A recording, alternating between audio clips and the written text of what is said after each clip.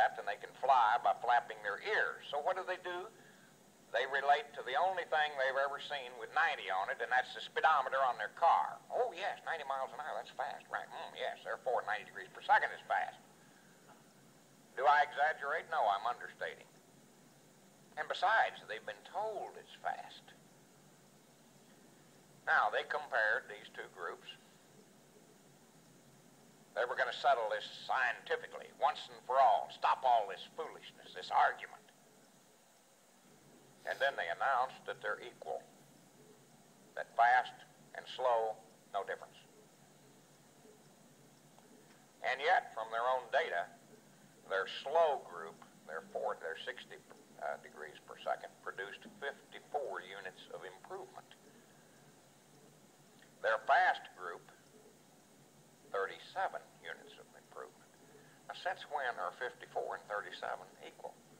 The next time I'm in Dallas, I'm going to write a check for $37,000 and give it to Ken Cooper and tell him to give me my $54,000 cash, since they're the same.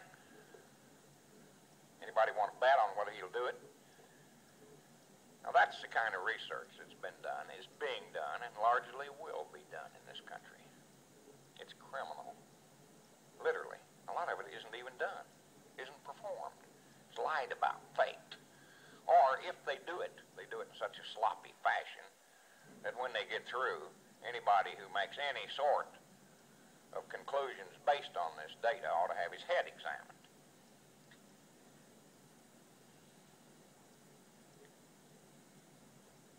People say, why do you do your own research? That's why. Next month, in cooperation with the School of Medicine at the University of Florida, we're going to start a 10-year study on osteoporosis using post-menopausal women past menopause, whether this is naturally resultant from age or if they've had a hysterectomy. Osteoporosis is demineralization of the bones. If you live long enough, it affects everybody. You lose height. It affects women more than men for two reasons. One of them, after they go through menopause, they suffer a gross hormone change. Secondly, they don't do as much heavy work as men, generally. For both those reasons, they start losing the minerals out of their bones. How does it affect a woman? Well, in a number of ways. They get shorter. They develop what's called the dowager hump, a bump on the back of the neck and shoulders like a buffalo, which can become very extreme.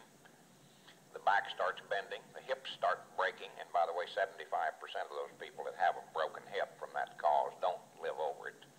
They die within the next few weeks.